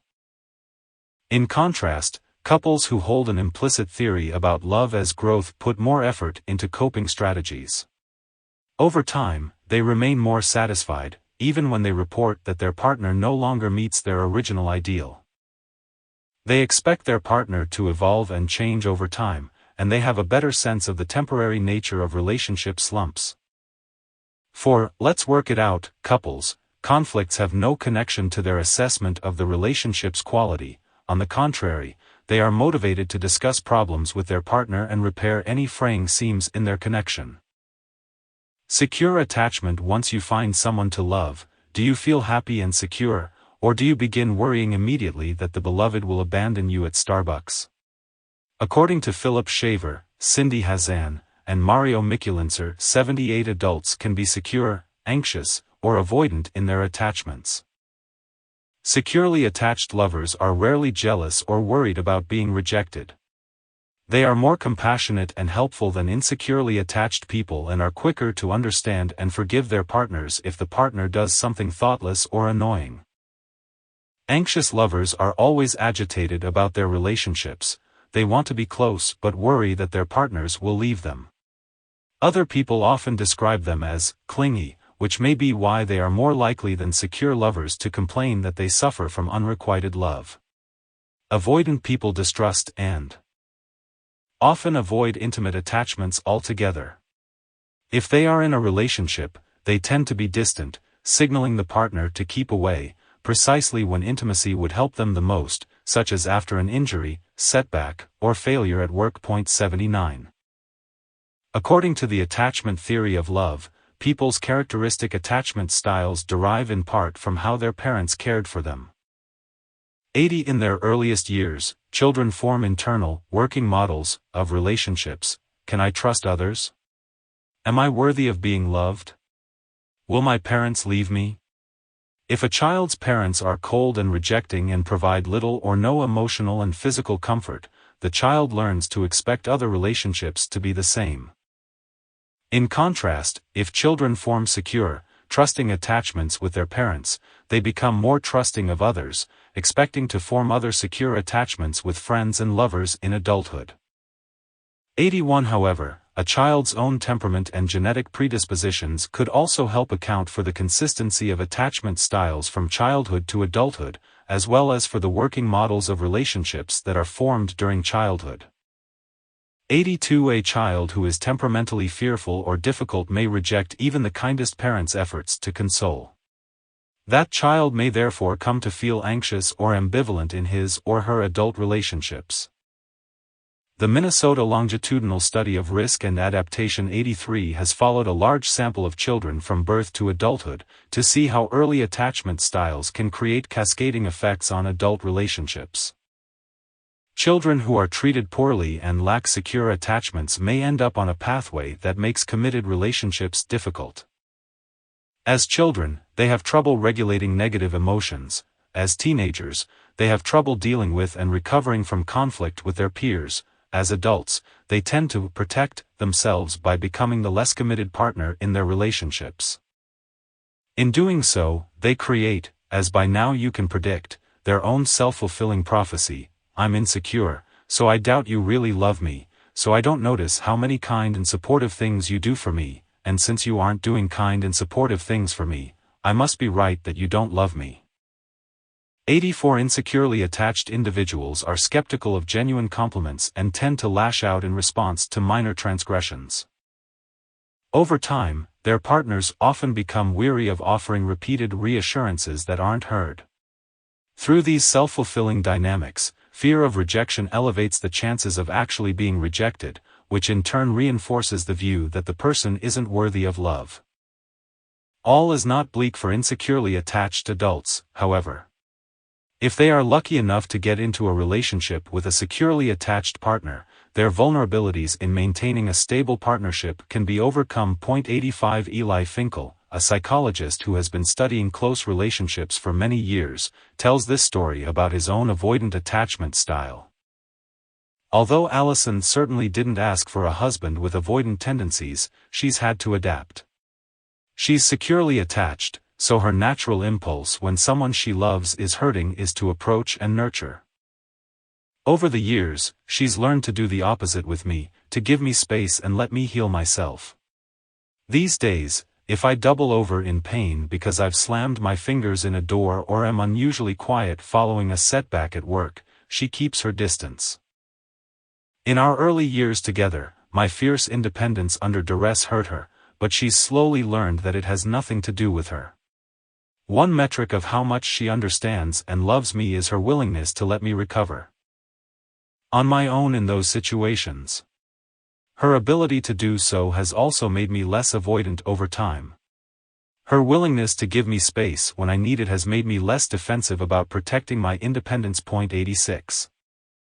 Finkel went on to do research with Jimena Arriaga and others, 87, in which they found that the ability to trust the partner, to have faith that he or she will treat us, when we're vulnerable, in a way that's sensitive to our needs, predicts a reduction in avoidant tendencies over time. Finkel's example, supported by research, shows that it is a great idea for insecure individuals to find a partner with a history of secure attachments, but, as we will see, that is not the only remedy for them. The porcupine's dilemma compared with the ups and downs of a passionate love affair, the steadier, predictable rhythm of a companionate relationship offers its own special rewards. The benefits of a thriving, long-term relationship include emotional security and the priceless comfort of being accepted by someone who knows your shortcomings, as well as your strengths. In addition to these enormous benefits, however, there is a potential dark side to being in a long-term, close relationship. 88. The fundamental irony is aptly expressed in the words of the classic ballad, "You always hurt the one you love." Why might this be so? Recall from our earlier discussion of gain-loss theory the rather surprising fact that we find it more rewarding when someone's initially negative feelings toward us gradually become positive than if that person's feelings for us were entirely positive all along. Conversely, we tend to find it more noxious when a person who once evaluated us positively slowly comes to view us in a negative light than if he or she expressed uniformly negative feelings toward us from the beginning. This process suggests that once we have grown certain of the rewarding behavior of our long-term partner, that person may become less effective as a source of reward than a stranger. We know that gains are important, but a long-term lover or spouse is probably behaving near ceiling level and, therefore, cannot provide us with much of a gain. But a loved one has great potential to hurt us, by withdrawing support, appreciation, and other rewards. The closer the relationship and the greater the past history of invariant esteem and reward, the more devastating is their withdrawal. In effect, then, the long-term lover has more power to inflict loss than to provide additional gain, thereby hurting the one he or she loves. Consider the Dotings, a couple married for 20 years. As they dress to go out to dinner with friends, he compliments her on her appearance. "Hey, you look great." She hears his words, which are nice but don't exactly fill her with delight. She already knows her husband thinks she's attractive. Chances are she will not turn cartwheels at hearing it for the 1000th time. On the other hand, if the doting husband told his wife that he was starting to find her unattractive, she would feel seriously hurt because his comment represents a loss in his positive feelings about her. So he stops complimenting her, and she starts feeling ignored. Fortunately, other people in the world might offer her compliments that make her feel good about herself, and who thereby increase her positive feelings about them.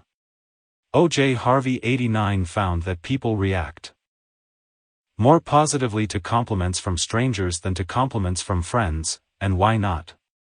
Approval from a stranger is a gain and, according to gain-loss theory, makes us feel better. These results suggest a rather bleak picture of the human condition. We seem to be forever seeking favor in the eyes of strangers while being hurt or let down by familiarity with our most intimate friends and lovers. The solution, as the Roman politician Cicero suggested far back as 46 BCE, is to turn those losses and hurt feelings into exciting gains and new understandings. How? The first thing a couple has to do is resolve the porcupine's dilemma, the desire to achieve deep intimacy while remaining invulnerable to hurt.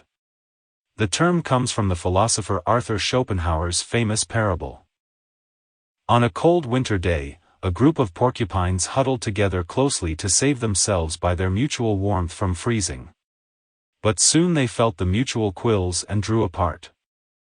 Whenever the need for warmth brought them closer together again, this second evil was repeated, so that they were tossed back and forth between these two kinds of suffering until they discovered a moderate distance that proved tolerable. To be sure, this only permits imperfect satisfaction of the need for mutual warmth, but it also keeps one from feeling the prick of the quills. 90. Psychologists have investigated the ways that people try to achieve a solution that satisfies the need for intimacy and also the need for security. 91. We want to feel that our partner truly and deeply understands and accepts us, and know this without fearing we will be rejected or abandoned if they really did understand our deepest, meanest flaws and mistakes. People who are insecurely attached will have a special difficulty finding that balance.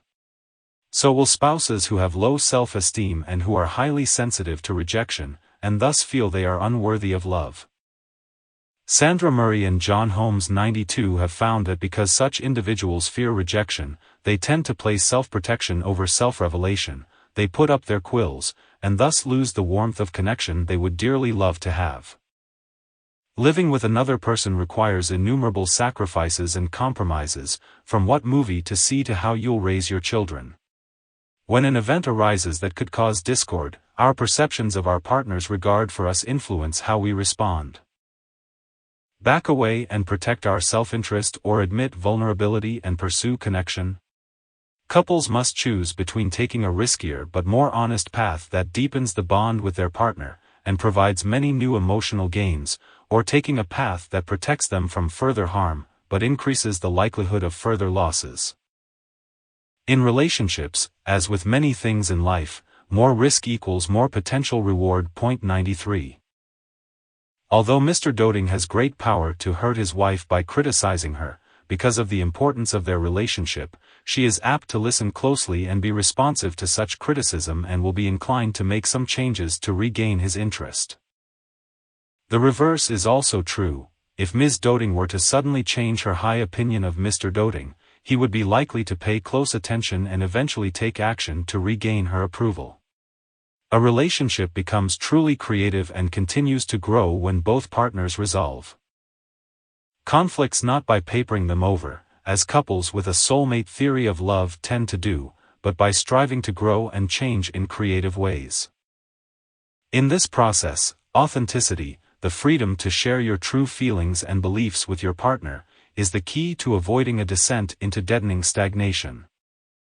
It reduces the likelihood of a relationship ending up on a bleak plateau, like the one the Dotings are headed for.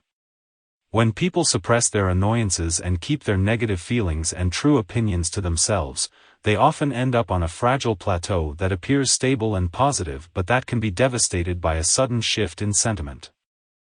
Authenticity. Our ability to give up trying to make a good impression and begin to reveal honest things about ourselves. Couples in an authentic relationship don't reach that flat plateau. Rather, there is a continuous zigzagging of sentiment around a point of relatively high mutual regard. In a relationship of this sort, the partners are reasonably close to the gain condition of the gain-loss experiment. An exchange of intimate aspects of oneself, both positive and negative, is required. In general, we like a person better after we have disclosed something important about ourselves, even if it is unsavory, and when they honor us by revealing something intimate and negative about themselves. 94. An essential factor in maintaining love is the belief that our partners understand and support us, they trust us, care about us, feel secure with us, know what's important to us, will actively help us meet our needs, and, most centrally, know who we are at our core. That is what allows us not only to love the other, but also to feel loved in return, in a way that connects us to our partners even when they're not with us. This bedrock feeling of being understood predicts feelings of well-being, security, and adjustment better than practical behavioral indicators, such as who is doing what around the house. 95. People who support each other in times of need and stress are more likely to have a healthy relationship than people who don't. But how about when things go right? It turns out that a strong predictor of happiness in a close relationship is not only the ability of each partner to be there for the other in times of trouble, but also in times of success. Shelley Gable and her associates 96 found that people who received positive responses from their romantic partners when they were describing a recent triumph were happier with their relationship several months later than those who received less enthusiastic responses. Ice job, honey. What's for dinner? And this makes sense. In many relationships, a partner's triumph can bring mixed emotions. The joy can be tinged with envy. Gable's research suggests that couples are happiest when whatever envy there might be is far overshadowed by the joy. To summarize, the data indicate that, as a relationship moves toward greater intimacy, what becomes increasingly important for continued passion, commitment, and growth is authenticity, our ability to give up trying to make a good impression and begin to reveal things about ourselves and about the relationship that are honest, even if unpleasant. Authenticity implies a willingness to communicate a wide range of feelings to our friends and loved ones, under appropriate circumstances, and in ways that reflect our caring. Intimacy, authenticity, and communication. Although honest communication with loved ones has beneficial effects, the process is not as easy as it might sound. As I said, honest communication entails sharing negative feelings and unappetizing aspects of ourselves that increase our vulnerability. And it entails telling the other person truthfully that you are unhappy or angry about something in your relationship, in their behavior, or to do with an ongoing problem. Marriage partners who use an intimate, non-aggressive, yet direct method of conflict resolution report higher levels of marital satisfaction. 97. Easier said than done, though. John Gottman has been studying married couples for many years, following them over time to see whether he would be able to predict which marriages would last and which would crumble. As it turned out, he could. 98 in particular, he identified 4 destructive, but entirely too common, forms of communication that are strong indicators that a marriage will fail. 1. Hostile criticism, in which each blames the other in angry, "you always," or "you never" terms. "You are always late." "And you never listen to me." "No, I'm not." "And I do too." The partner will feel under attack and respond defensively, neither side feels heard or validated. 2. Defensiveness, in which the recipient of a criticism replies with a counter-complaint instead of trying to hear the other person's real concern. Late? Late? You're the one who is obsessive about getting places 2 days early. 3. Contempt, the most devastating sign, in which one partner mocks the other with ugly names, sneers in disgust, or uses belittling and demeaning language and nonverbal gestures. Clinical psychologist Julie Gottman worked with an angry couple in therapy. When she asked, "How did the two of you meet?" the wife said, her voice dripping with contempt, "At school, where I mistakenly thought he was smart." 99.